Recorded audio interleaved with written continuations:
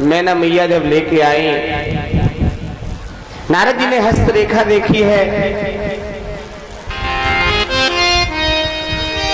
तो नारद जी कहने लगे कन्या सुशील होगी, सुंदर होगी, गुणवान, चरित्रवान, और ये कन्या लक्ष्मी का अवतार है, देवी का अवतार है। लेकिन अब जहां लेकिन लग जाए किंतु परंतु लेकिन, मैना मैया कहने लगी बोलो बोलो आगे बोलो। तो क्या बोले? इस बेटी का जहाँ विवाह होगा, ना घर होगा, ना परिवार होगा, ना खानदान होगा, ना द्वार होगा, ना परिवार होगा। इसका पति जो होगा वो 80 साल का बुढ़ा होगा, शरीर पे भस्म रमाए होगा, जटाधारी होगा, गले में सर्व की माला पहने होगा, उसके साथ इसका विवाह होगा, इसका नाम शंकर होगा। मैना मैया बोली जाओ जाओ जाओ, 80 साल के बुढ़े के लिए हम अपनी बेटी का विवाह कर देंगे। ये बात सुनी तो भगवान कहने लगे, नारद जी कहने लगे कि सुनो, इस विधि के विधान को कोई टालने वाला नहीं है।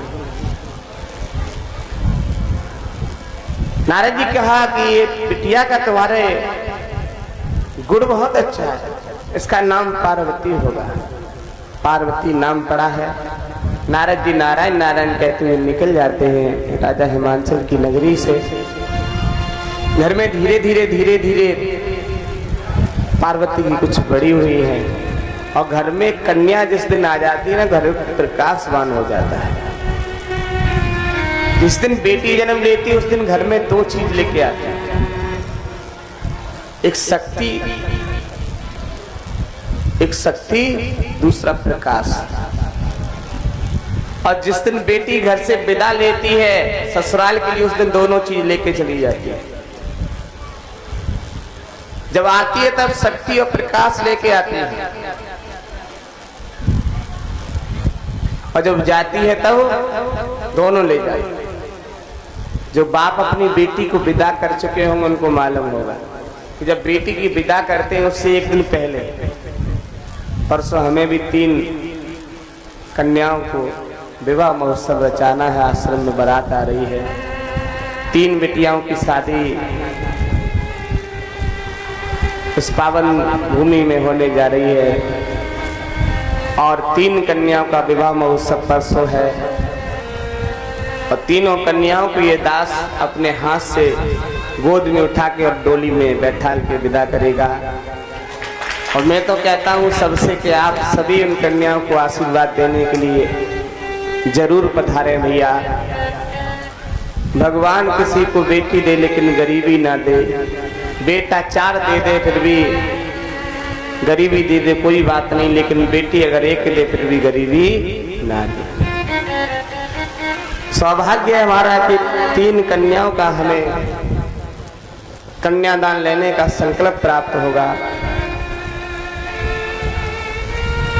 सतगुरुदेव भगवान की दया कृपा रही तो अगली बार 11 कन्याओं का विवाह महोत्सव रचाने का दास करेगा। इस बार 5 कन्याओं का विवाह महोत्सव रचाना था, लेकिन कन्याएं 5 हमें नहीं मिल पाई। 3 कन्याओं का विवाह महोत्सव परसों है। आप सभी हमारे मुख के द्वारा कहा जा रहा है कि आप सभी आमंत्रित हैं, जरूर पधारिएगा। हमारी 3 बिटिया की शादी है, आप जरूर आइएगा भैया, और आशा करूंगा कि आप जरूर आएंगे। और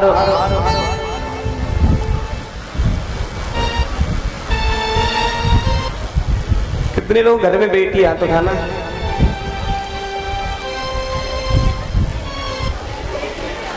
कितने लोग घर में बेटी हाथ उठाओ।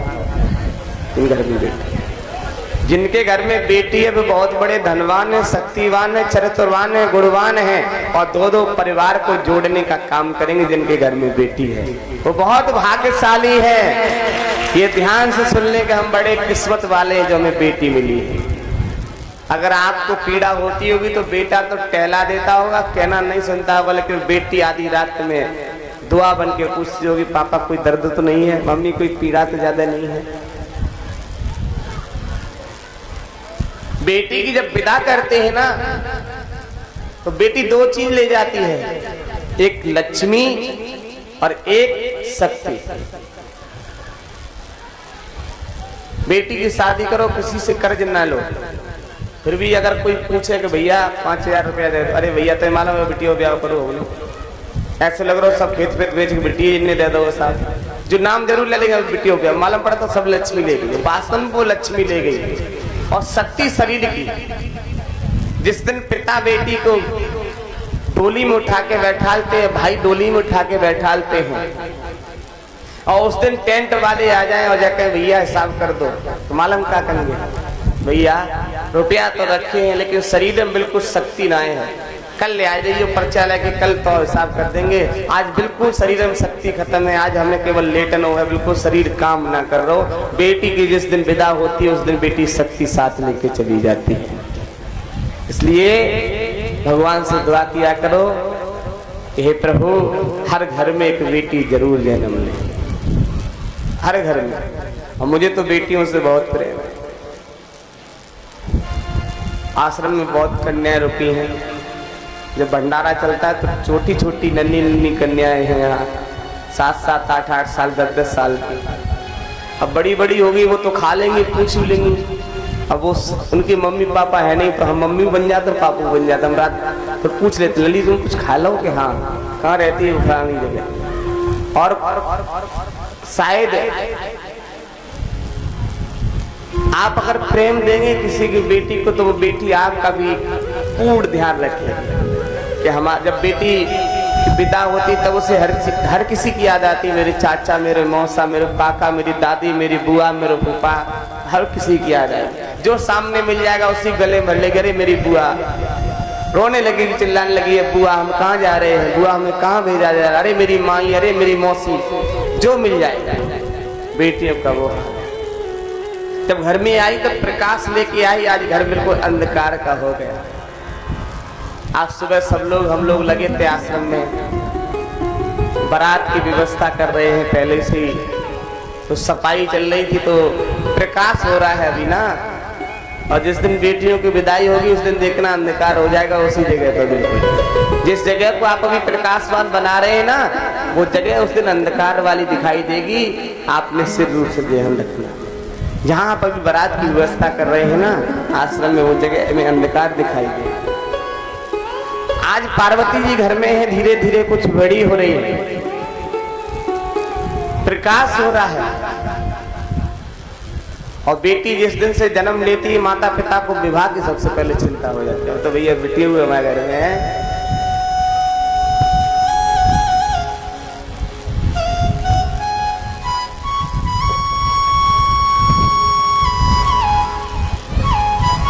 मैं आप सबसे एक बात कहूँ, वो लोग हाथ उठाए हैं जिनके घर में बेटी नहीं है, नहीं है, तो ऊंचा हाथ उठाओ। अब वो उठाए जिनके घर में बेटी है, दोनों लोग उठाओ। जिन कन्याओं का विवाह महोत्सव हो रहा है, आप उन कन्याओं को दान में कुछ ना कुछ जरूर दें, जरूर दें। उस दिन हमारे आनंद जी और ये कुछ लोग गए थे। भगवान शंकर ने नादिया से कहा, नादिया जाओ सभी देवताओं को निमंत्रण दे के आओ, हमारे गढ़ों को निमंत्रण दे के आओ। और सुनो नादिया इधर आओ कि हाँ शुक्र शनिचर को जरूर निमंत्रण दे के आना। नादिया बोला ठीक है, इंद्र के बाजे करके आना। नादिया चला है निमंत्रण देने के लिए, सभी देवताओं को निमंत्रण दिया है। उसके बाद नादिया शुक्र शनिचर के पास पहुंचा, आवाज लगाई शुक्र भैया है। जब शुक्र भैया को आवाज लगाई तो शुक्र भैया बाहर निकल के आए। नाक जो है आसमान से छू रही है, 32 फुट के दांत निकल के बाहर खड़े हैं। आपका ही नहीं शुक्र है कि हाँ का बाबा की शादी है। शुक्र भैया कहने लगे जरूर आएंगे, जरूर तो आएंगे, पहले दांत थोड़े छोटे करा के आइए कि हाँ ठीक है भैया जरूर आएंगे। शनिचर के पास पहुंचे का शनिचर भैया हैं। जैसे ये कहा कि हाँ,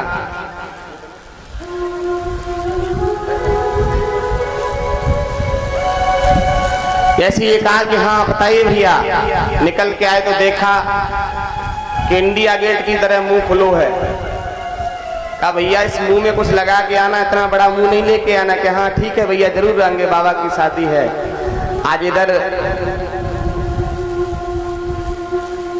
इंद्र के बाजे किए हैं और राजा हिमांचल ने अपनी नगरी में हमारे दरोगा जी भूपा जी जैसे तैयारी में लगे पड़े हैं बेटियों की शादी के लिए। और हम सब ऐसे ही आज राजा हिमांचल अपने नगरी में तैयारी में लगे हैं कि बारात आने वाली है। पार्वती जी की सखियां को सहेली पास में आई हैं और श्रृंगार करने के लिए, जब श्रृंगार करने के लिए आई हैं तो पार्वती कहने लगी कि हे सखियों, मुझे आज इतना सुंदर सजाना, ऐसा श्रृंगार करना जो आज तक किसी का नहीं हुआ हो। सखियां कहने लगी ठीक है। आप सभी माताएं बोलेंगी,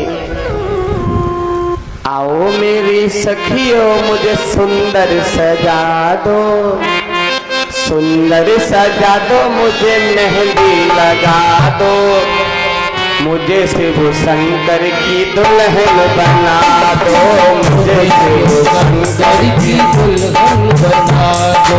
आओ मेरी सखियों मुझे मेहंदी लगा दो, आओ मेरी सखियों मुझे मेहंदी लगा दो, मेहंदी लगा दो, मुझे सुंदर सजा दो, मेहंदी लगा दो, मुझे सुंदर सजा दो, मुझे शिव शंकर की दुल्हन बना दो, मुझे शिव शंकर की दुल्हन बना दो।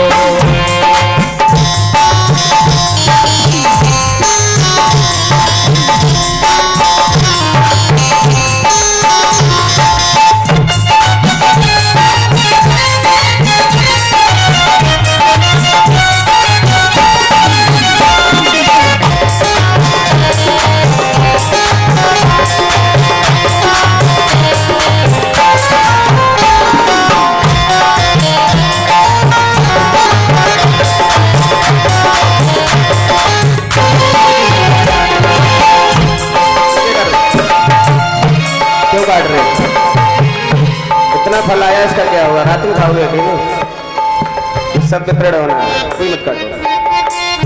सत्संग में मेरी बात चलाई, सत्संग में मेरी बात चलाई, सत्संग में मेरी बात चलाई, सत्संग में मेरी बात चलाई, सतगुरु ने मेरी कीमत सगाई, सतगुरु ने मेरी कीमत सगाई, उनको बुला के हथ लेवा तो करा दो, उनको बुला के हथ लेवा तो करा दो, उनको बुला के हथ लेवा तो करा दो, उनको बुला के हथ लेवा तो करा दो, मुझे शिव शंकर की दुल्हन बना दो, मुझे शिव शंकर की दुल्हन बना दो।